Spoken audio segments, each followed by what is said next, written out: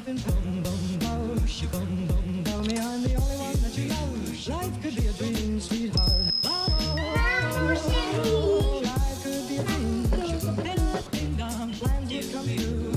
Ain't nothing down, my whole life loving you. Life could be a dream, sweetheart. Bonjour les petits fillots, c'est Ophélie Amelin, ta marraine de mieux-être. Vous vous demandez sûrement ce que je suis en train de faire. Eh bien je me balance, parce que je suis stressée et j'ai décidé qu'aujourd'hui je m'en balance. Bon, le stress, on en est tous victimes par moments. On a beaucoup de choses qui s'accumulent au niveau travail, au niveau de la famille, au niveau peut-être des projets personnels. En tout cas, c'est ce qui m'arrive en ce moment. Il y a tout qui s'accumule, le travail, un projet au théâtre. D'ailleurs, je passe le coucou à mes camarades, mes complices du théâtre. Enfin voilà, ça fait beaucoup de choses à gérer avec les enfants, la famille, tout ça, ça ne s'arrête pas bien évidemment. Et comment on fait quand on se rend compte que ça touche même notre sommeil. Là, pour moi, quand ça touche mon sommeil, quand je me réveille à 4 h du matin et que j'ai du mal à me rendormir, là je me dis ok Ophélie, vraiment c'est que tu t'en fais trop en fait, tu accumules trop de stress. J'imagine que vous avez déjà tous et toutes été confrontés à la situation et c'est pour ça que j'avais envie d'en parler avec vous. Et finalement, quand je me suis réveillée ce matin et que je suis partie bosser, j'ai décidé d'y aller à vélo. Vous savez, pour certains, que je suis vraiment adepte de la bicyclette. Et en fait, quand je suis sur le vélo, je me sens vraiment libre, je me sens vraiment détendue. En plus aujourd'hui, regardez le temps magnifique qu'on a, c'était vraiment idyllique. Et je me suis dit, ben, qu'est-ce qui te fait du bien en fait? Qu'est-ce qui te permet d'évacuer le stress? Et pour moi, la réponse ça a été le vélo, mais voilà, peut-être que pour vous ce sera autre chose. Et ce que je vous invite, c'est vraiment à découvrir ce qui vous fait du bien. Et puis, comme j'ai l'esprit un peu jouette, eh bien j'ai décidé de faire la vidéo sur la balançoire des enfants. Parce qu'après tout, il faut toujours se reconnecter à son âme d'enfant, ça fait du bien. En tout cas, moi, c'est une des choses qui me fait du bien. Et je vous invite à découvrir lesquelles vous font du bien. Je vous ai quand même préparé un exercice que je voulais vous présenter qui va vous aider. Donc, en plus de faire des activités qui vous font du bien et de combiner, ben moi je suis allée bosser à vélo, c'est-à-dire je prends pas beaucoup plus de temps hein, parce que je sais que quand on est stressé, les gens souvent me disent oui mais j'ai pas le temps. Ben, essayez de voir comment vous pouvez inclure dans votre temps des petits moments de relaxation, de lâcher prise.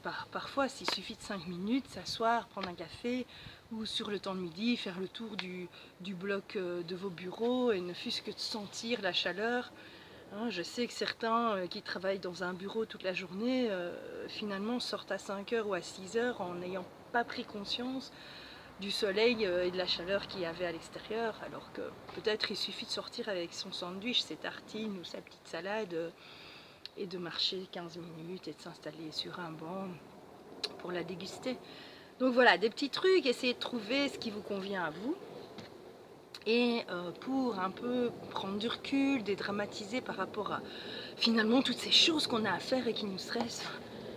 Bon, peut-être qu'on se donne un peu trop d'importance par moment, ou qu'on donne trop d'importance aux tâches et qu'on pourrait un peu lâcher lest et sélectionner les tâches qui peuvent être faites plus tard ou faites par quelqu'un d'autre ou autrement, et pouvoir finalement replanifier son temps et souffler et se dire c'est pas grave si je ne fais pas tout ce qui était prévu exactement dans les temps, sélectionner, voilà. Et donc pour ça je voulais vous parler de la matrice d'Eisenhower. C'est une matrice que je trouve simple d'utilisation et en même temps très élaborée au niveau de la réflexion qu'elle apporte. Et en plus, j'adore dire le mot Eisenhower. Donc, je vais vous parler de la matrice d'Eisenhower et pour ça, je vous ai préparé un superbe petit schéma que je m'empresse d'attraper.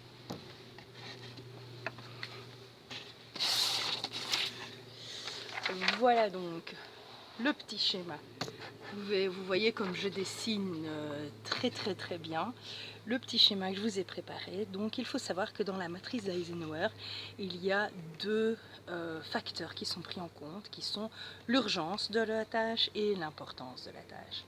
Et souvent on a tendance à confondre un peu les deux, de ce qui est urgent et ce qui est important. Sachez que l'urgence, bien sûr, il y a une notion de temps, alors que dans l'importance, il y a plutôt une notion de qualité. Ça, c'est pour vous aiguiller globalement. Donc, vous voyez que j'ai fait 4 colonnes. Vous avez ce qui est urgent, pas urgent, important, pas important. Donc, ça nous donne 4 situations. L'objectif est de classer les tâches que vous devez réaliser en fonction de ces 4 situations et de regarder ce qui est important, ce qui est urgent et ce qui n'est peut-être pas si important ou si urgent que ça. Alors, ce qui est urgent et important, ça nous donne la case numéro 1. À votre avis, qu'est-ce qu'on fait? Eh bien, on le fait. Ce qui est urgent est important, on le fait immédiatement. Et on essaye d'avoir l'esprit libéré de ces choses. Bien sûr, le but n'est pas d'avoir 80% de vos tâches qui se trouvent dans cette première case.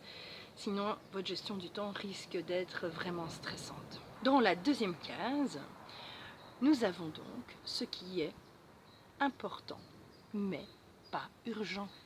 C'est-à-dire que ça peut attendre et que parfois on pense qu'il faut faire les choses absolument tout de suite. Eh bien non, on peut s'en passer. Alors moi par exemple, je n'aime pas quitter ma maison le matin pour aller travailler en laissant ma table de petit déjeuner en l'état. Mais si c'est pour me mettre un stress pas possible, ça peut m'arriver de le laisser, de me dire tant pis, c'est pas idéal, mais je le rangerai en rentrant. Et finalement, en rentrant, voilà, c'est fait en 5 minutes, mais ça ne m'a pas mis dans un stress pas possible. Donc, comment peut-on aussi parfois lâcher du lest et se dire ça peut être fait plus tard? C'est peut-être moins bien, mais le résultat final est que vous êtes plus heureux dans votre vie, plus zen. Je ne dis pas qu'il faut le faire tous les jours, mais par moment, il faut peut-être un peu lâcher du lest. La troisième case, c'est donc ce qui n'est pas important, mais ce qui est urgent.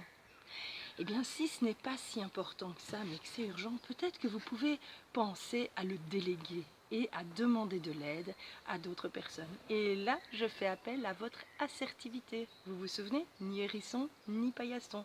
On peut demander de l'aide. Et on peut donc déléguer ce genre de tâches. Par exemple, aller chercher un recommandé à la poste. Oui, c'est déjà la deuxième fois que j'en parle, mais c'est parce que pour moi, c'est vraiment très difficile d'aller chercher les recommandés à la poste pour les heures d'ouverture, etc. Eh bien, c'est le genre de choses qu'on peut demander à quelqu'un. Ou si c'est l'exemple de la table du petit déjeuner, par exemple, pourquoi ne pas mettre à contribution les enfants à partir d'un certain âge et leur donner cette responsabilité. En tout cas, ça vaut la peine de réfléchir à la façon dont vous vous organisez. Et enfin, je viens sur la 4e case qui doit vous intriguer. J'y ai dessiné une poubelle, pas un panier de basket, non, non, une poubelle. Parce que là se trouvent les tâches qui ne sont ni importantes ni urgentes et qui peuvent être mises de côté. Peut-être que les mettre à la poubelle, c'est un peu trop catégorique pour certains d'entre vous, mais donc vous pouvez les replanifier à beaucoup plus tard. Par exemple, si vous voulez classer vos photos depuis 1979, eh bien peut-être que vous pouvez attendre quelques années de plus pour le faire et vous occuper de ce qui est plutôt urgent et important là tout de suite. L'objectif est de se retrouver avec en case 1 pas plus de 10-20% de tâches, que ce soit professionnelles et ou privées, et puis d'avoir 40% en 2 et 40% en 3. Voilà, donc je vous invite à réfléchir à vos tâches, aux choses que vous pensez qu'il est important de faire dans votre vie privée et professionnelle, de les classer selon les 4 cases que je viens de vous montrer et de voir comment vous pouvez être plus zen. Et en plus de ça, je vous invite aussi à trouver les activités qui vous font du bien. Apparemment, mon voisin adore bricoler. Et comme le disait Saint Augustin, le bonheur, c'est de continuer à se réjouir de ce qu'on a. À bientôt les petits fillots pour une prochaine vidéo, l'instant du mieux-être.